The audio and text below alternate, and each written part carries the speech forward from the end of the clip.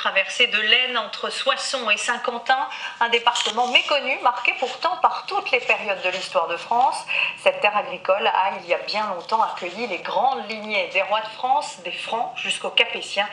Voyage avec François Oisson et Gauthier Delobette.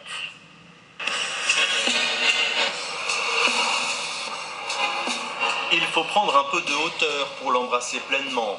À 400 mètres à bord du petit avion de Jean-Paul, l'Aisne dévoile l'étendue de ses richesses et ses couleurs automnales. C'est un plaisir sans cesse renouvelé de voler. On se rend compte qu'il y a des petites vallées un petit peu partout avec des villages qui sont dans le creux des vallées, des abbayes, des châteaux ou des sites remarquables tout simplement. Remarquable et étonnant comme la hauteur du diable qu'on aperçoit en bas.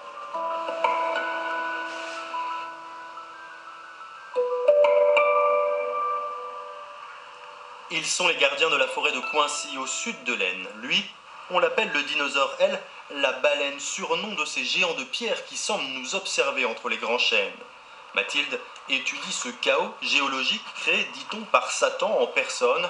Voilà pour la légende, l'explication scientifique est tout aussi surprenante. En fait, ce qu'il faut s'imaginer, c'est qu'il y a 50 millions d'années, ici c'était la mer avec des buttes de sable. Et en fait, vers 30-40 millions d'années, le sable s'est cimenté et a formé les blocs de grès qu'on trouve ici.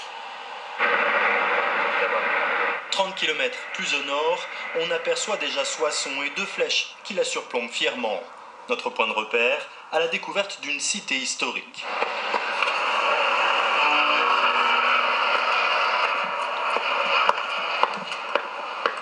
Alors là, on est à Saint-Jean-des-Vignes. C'est un lieu vraiment majestueux et sûrement le plus beau lieu de l'Aisne.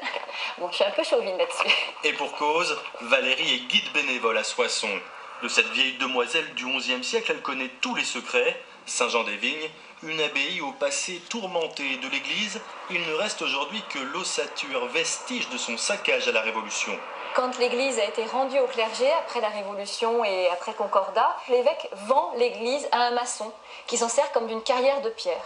Et on a eu la chance de garder la façade. D'une part, elle est difficile à démonter, d'autre part, la pierre est difficile à utiliser, et on a un grand homme, Victor Hugo, qui l'aimait beaucoup, et il a relayé à Paris une pétition disant « Arrêtez le massacre ». Et grâce à ça, on a pu préserver cette façade majestueuse.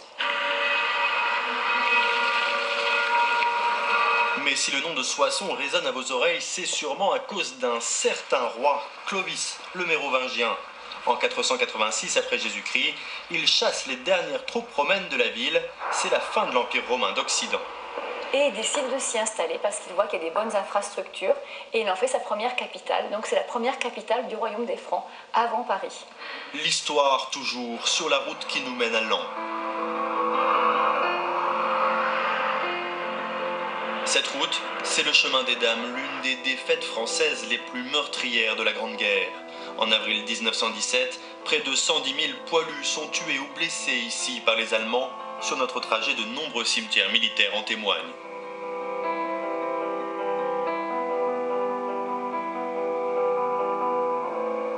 Face à la crête sur les hauteurs, un village qui, comme beaucoup ici, restera à jamais lié à cette offensive. Mont-Sans-Lannoy, 1200 habitants et parmi eux Michel et sa maison très particulière. Bonjour. On est de passage à Mons. Rentrez, vous voulez visiter un petit peu? Je vous suis. D'accord, je passe devant vous.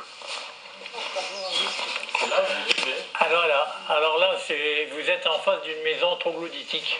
Des grottes creusées par l'homme pour exploiter la pierre dès le Moyen-Âge. Ici, on les appelle des creutes. Michel nous emmène à l'arrière de sa maison, dans les souterrains. Il y a un siècle, en pleine guerre, il servait d'abri stratégique de repli aux soldats.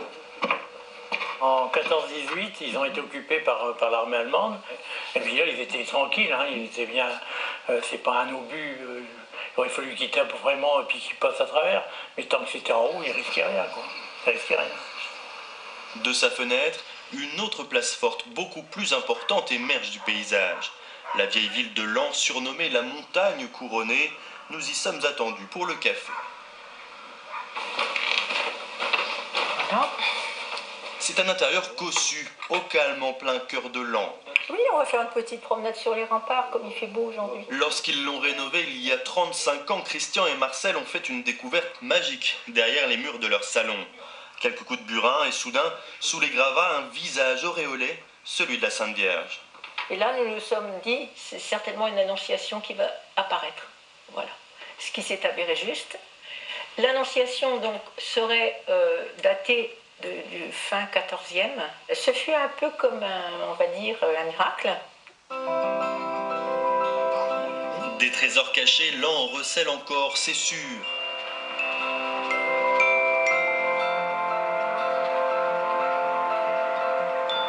Entre ces remparts, plus de 80 monuments historiques, c'est le plus grand secteur sauvegardé de France. Des chapelles, des hôtels particuliers, et dans ces ruelles pavées, une ambiance hors du temps. C'est très romantique, là. Très très beau, très beau. C'est une toute petite ville, une toute petite enceinte, tout le monde se connaît, c'est vraiment la qualité de vie idéale, c'est merveilleux. Quittons l'an, direction Saint-Quentin, au nord toujours, à travers champs. La récolte des betteraves bat son plein.